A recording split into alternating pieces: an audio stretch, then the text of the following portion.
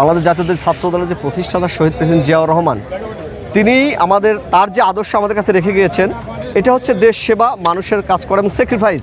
আসলে বাংলাদেশ জাতীয়তাবাদী ছাত্র দল চাইলেই কিন্তু শহীদ মিনারের প্রোগ্রামটা করতে পারত এবং আমাদের আগে থেকেই অনুমতি নেওয়া ছিল। তো আমাদের রাজনীতিতে নতুন যে সহযোদ্ধারা এসেছেন এনসিপি, তারা বারবার রিকোয়েস্ট করার কারণে, আমরা যতটুকু জেনেছি তারা অনেকবার অনুরোধ করার কারণে বাংলাদেশ জাতীয়তাবাদী ছাত্র দলের যে সাংগঠনিক অভিভাবক জনাব তারেক রহমান বাংলাদেশ জাতীয়তাবাদী ছাত্রদলকে নির্দেশ দিয়েছে যে আমাদের সহযোদ্ধারা যাদের সাথে কাঁধে কাঁধ মিলে যুদ্ধ করে আমরা হাসিনাকে পতন ঘটাচ্ছি তাদের ওই স্পেসটা ছেড়ে দিয়ে আমরা শাহবাগে অবস্থান নিয়েছি, আমাদের শাহবাগে স্থান করা হয়েছে।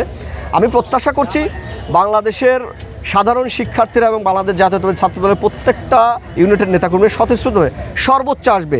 এখানে আসলে সময় বলে দিবে কত লোক সমাগম হচ্ছে।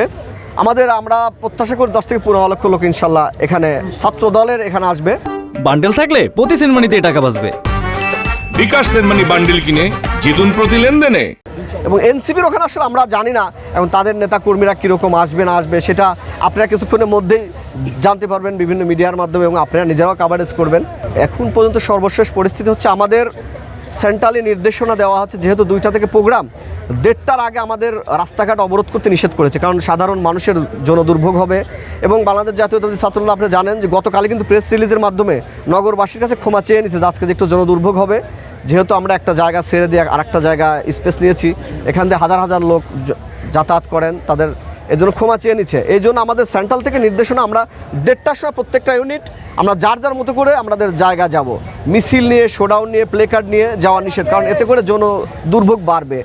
এই কারণে আমরা 1:30টার সময় আমাদের অবস্থান নেব ইনশাল্লাহ। এই গতকালকে রাত্রে থেকেই হাজার হাজার ছাত্র জনতা অলরেডি শাহবাগ মুখে হয়ে গেছে, সকাল থেকে সবাই শাহবাগের আশেপাশে অবস্থান করছে। আমাদের সেন্ট্রালের নির্দেশনা থাকার কারণে আমরা মাঠে বা রাজপথে এখনও নামতেছি না। আমরা 1:30টার মধ্যে আমরা সবাই ইনশাল্লাহ আসবো এবং আপনারা 2-4-8-এর মধ্যে দেখবেন ইনশাল্লাহ লাখ লাখ ছাত্র জনতা ইনশাল্লাহ জওয়ান নামবে এখানে। আসলে নেতৃত্ব হচ্ছে চলমান প্রক্রিয়া, এটা আমাদের হাইকমান্ড সিদ্ধান্ত নেবে। হাইকমান্ড যদি মনে করে যে নতুন নেতৃত্ব আসবে দিবে, এবং ছাত্রদলের নেতৃত্ব দেওয়ার মতো আল্লাহর রহমতে অনেক ক্যাপাবল নেতা রয়েছে আমি বিশ্বাস করি।